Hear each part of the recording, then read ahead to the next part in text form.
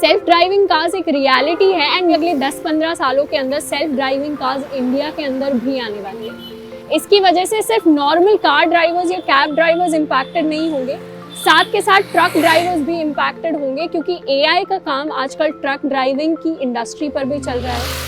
And सिर्फ drivers ही नहीं, उसके साथ में काफ़ी सारी ऐसी कनेक्टेड इंडस्ट्रीज हैं जो सेल्फ ड्राइविंग कार्स या इस ऑटोमेशन की वजह से इम्पैक्ट होंगी, जिसमें से सबसे पहले आती है ढाबा इंडस्ट्री।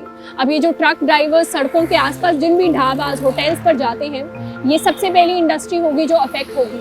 साथ के साथ इंश्योरेंस इंडस्ट्री, जो इन सारे के सारे ट्रक ड्राइवर्स, कैब ड्राइवर्स को इंश्योरेंस प्रोवाइड करती है, क्योंकि एआई आएगा, ऑटोमेशन आएगी, उसकी वजह से ह्यूमंस कम होंगे तो ह्यूमंस एरर्स भी कम होंगे। साथ के साथ एक्सीडेंट्स की इंफॉर्मेशन बहुत जल्दी पास ऑन हो पाएगी नई कार्स तक, जिसकी वजह से सिर्फ ड्राइवर्स ही नहीं, बहुत सारे सेक्टर्स में बहुत सारे लोग इम्पैक्टेड होंगे।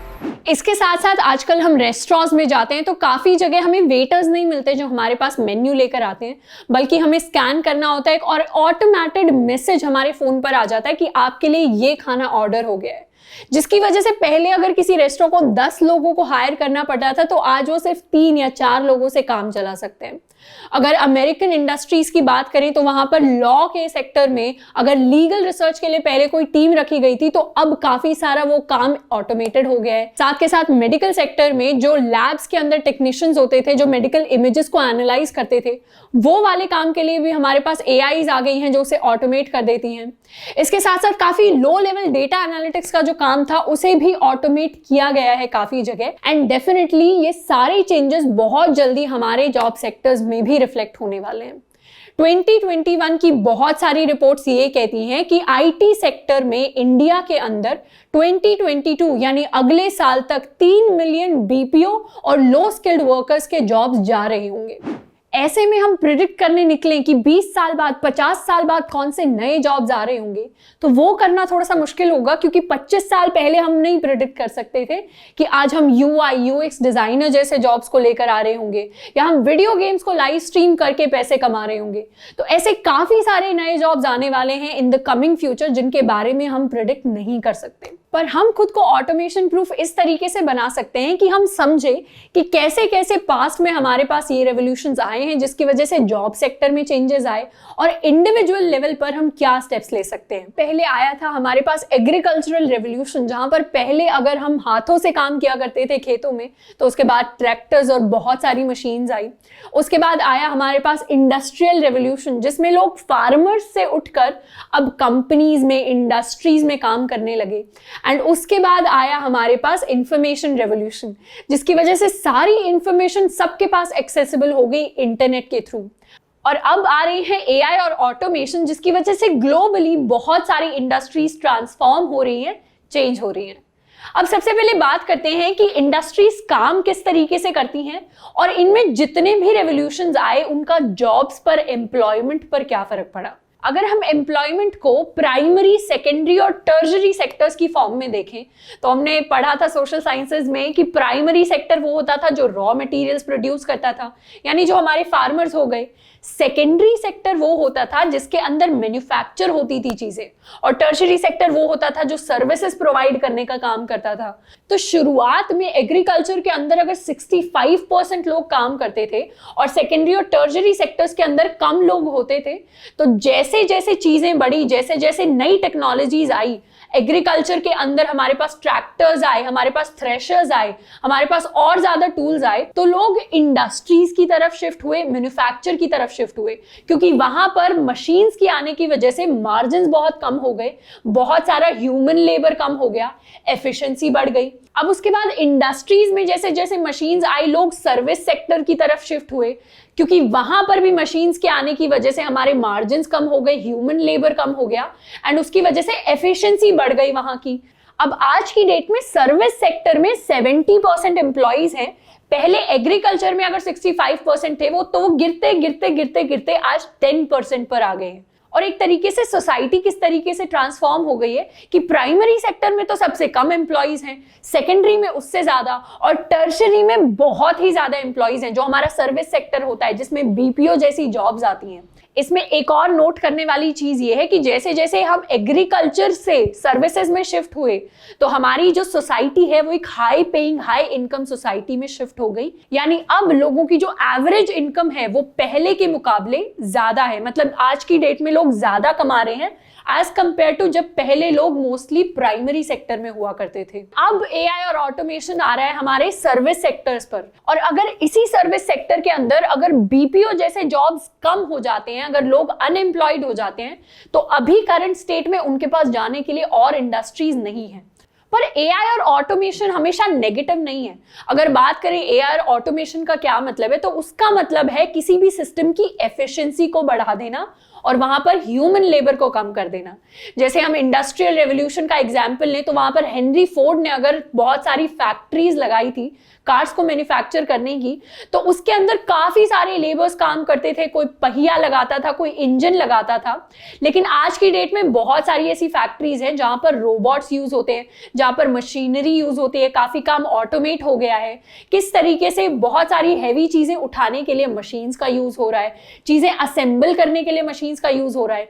लेकिन ऐसा नहीं है कि अगर वो लेबर्स वहां से हट गए तो नए जॉब्स उनके लिए क्रिएट नहीं हुए। आज की डेट में उस मशीनरी को बनाने के लिए भी बहुत सारे जॉब्स हैं, उस मशीनरी को ऑपरेट करने के लिए, उसे मैनेज करने के लिए, एडमिनिस्टर करने के लिए भी बहुत सारी जॉब अपॉर्चुनिटीज क्रिएट हुई। अब जब भी नए नए रेवोल्यूशंस आए थे तो काफी सारी रिसर्चेस कहती थी कि हमारी जो अनएम्प्लॉयमेंट होगी वो काफी ज्यादा बढ़ जाएगी, हमारे लोगों के पास जॉब्स नहीं होंगे। पर जैसे ही ये रेवोल्यूशंस आए हैं, कुछ नए सेक्टर्स आए हैं, कुछ नई इंडस्ट्रीज आई हैं जिनके अंदर एम्प्लॉयमेंट अपॉर्चुनिटीज बहुत ज्यादा बढ़ गई हैं, जिनको प्रिडिक्ट करना पॉसिबल नहीं था। तो ऑटोमेशन की दो साइड्स हैं जो इंडस्ट्री टू इंडस्ट्री डिपेंड करती हैं।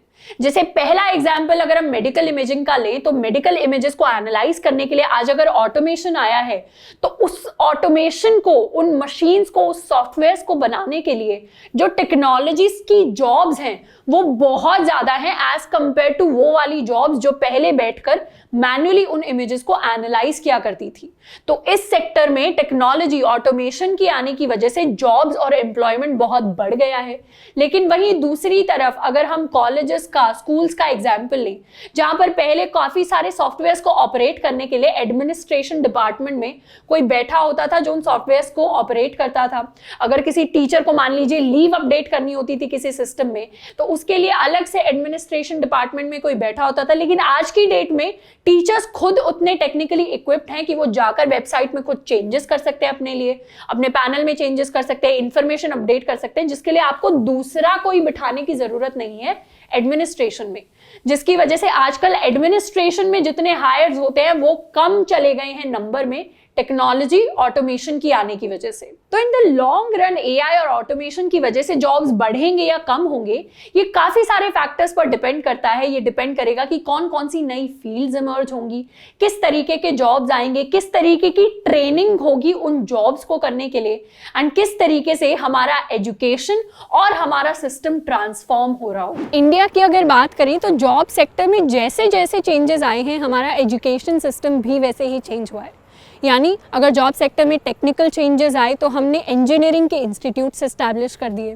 साथ के साथ जैसे ही कंप्यूटर्स और इंटरनेट आया तो हमने computer engineering, computer science, artificial intelligence या इंफॉर्मेशन टेक्नोलॉजी जैसी फील्ड्स हम ले आए। अब जैसे जैसे एआई या ऑटोमेशन बढ़ेगा वैसे वैसे हमारी एजुकेशन सिस्टम में भी उसके हिसाब से काफ़ी चेंजेस आएंगे। लेकिन क्या सिर्फ इन्हीं चेंजेस की वजह से हम अपने आप को रोबोट प्रूफ या एआई प्रूफ बना सकते हैं? नहीं, इसके साथ साथ हम इंडिविजुअल लेवल पर भी बहुत सारे स्टेप्स ले सकते हैं। इनमें से सबसे पहला स्टेप जो हम ले सकते हैं वो है टेक्नोलॉजी लिटरेसी का। अब किसी ने कहा था कि literacy is the path from slavery to freedom, और आज के लिए लिटरेसी और एजुकेशन का मतलब है टेक्नोलॉजी लिटरेसी, टेक्नोलॉजी एजुकेशन। अगर हम इंजीनियरिंग जैसी फील्ड में जा रहे हैं, अगर हम साइंस जैसी फील्ड में जा रहे हैं तो ऑलरेडी हम टेक्नोलॉजी को काफ़ी अच्छे से जान रहे होंगे। एंड होपफुली अगर आप इंजीनियरिंग में जा रहे हैं तो कोडिंग को आप थोड़ा बहुत ज़रूर एक्सप्लोर करें ताकि आप जान सके कि आज की टेक्नोलॉजी काम कैसे करती है। एंड इवन अगर हम आर्ट्स, ह्यूमैनिटीज़ जैसी फील्ड से जाते हैं तो हमें टेक्नोलॉजी का ओवरव्यू ज़रूर पता होना चाहिए ताकि कल को अगर किसी बिजनेस में, जॉब में हमें खुद को रीट्रेन करना पड़े, हमें खुद को री एजुकेट करना पड़े कोई नई चीज़ सीखने के लिए, तो वो हम जल्दी कर पाएं क्योंकि हम समझ पा रहे हैं कि टेक्नोलॉजी किस तरीके से काम कर रही है। दूसरी चीज जो हम कर सकते हैं कि एआई के सेक्टर में जितनी भी एडवांसमेंट्स आ रही हैं, जितनी भी नई नई चीजें डेवलप हो रही हैं, उनके बारे में खुद को अपडेटेड रख सकते हैं। अब इसके लिए हम different news channels, articles, blogs को पढ़ सकते हैं, साथ के साथ डिफरेंट बुक्स एक्सप्लोर कर सकते हैं इस टॉपिक पर। अब मैंने भी ऐसी एक बुक पढ़ी जिसमें काफी डिटेल में जो है इस चीज को एक्सप्लोर किया गया था कि एआई का जॉब सेक्टर पर क्या क्या इफेक्ट होगा, क्या क्या चेंजेस आने वाले हैं, हमें एजुकेशन सेक्टर को किस तरीके से चेंज करने की जरूरत है सारे जॉब्स को एआई प्रूफ बनाने के लिए। तो नीचे डिस्क्रिप्शन बॉक्स में लिंक हमने दे दिया है, इफ यू आर इंटरेस्टेड आप जाकर उसको देख सकते हैं। तीसरी चीज जो हम कर सकते हैं वो है अपने काम में एक क्रिएटिव एलिमेंट लेकर आना। अब कल को जो जॉब सेफ रहेंगे उसके बारे में हम डेफिनेटली नहीं कह सकते, पर एक डायरेक्शन दे सकते हैं कि वो जॉब्स क्रिएटर्स के जॉब्स होंगे। वो क्रिएटर्स जो एजुकेशन सेक्टर में कुछ क्रिएटिव कर रहे हैं, वो क्रिएटर्स जो मेडिकल सेक्टर में, लीगल सेक्टर में, टेक्नोलॉजी सेक्टर में कुछ क्रिएटिव कर रहे हैं, जो रेपिटेटिव काम नहीं कर रहे। क्यों? क्योंकि रेपिटेटिव काम को ऑटोमेट करना बहुत आसान है।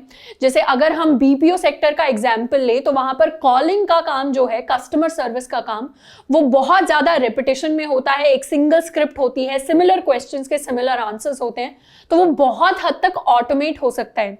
ड्राइविंग की बात करें तो वही सेम स्टेप्स फॉलो करने पड़ते हैं, इसीलिए वो बहुत जल्दी ऑटोमेट हो सकता है। तो आप अपने काम में कुछ ऐसा क्रिएटिव एलिमेंट डालें, कुछ ऐसा ह्यूमन एलिमेंट डालें जिसकी वजह से आपका काम एआई प्रूफ हो रहा हो, ऑटोमेशन प्रूफ हो रहा हो। चौथी चीज जो हम कर सकते हैं इंडिविजुअल लेवल पर वो है becoming an all time learner.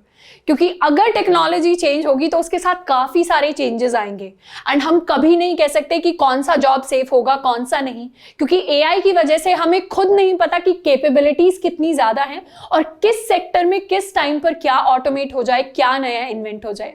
इसीलिए हमें खुद को ओपन रखना पड़ेगा कि हम कभी भी एक नई टेक्नोलॉजी को सीख पाएं, एक नया करियर पाथ ले पाएं एंड खुद को री एजुकेट और रीट्रेन कर पाएं।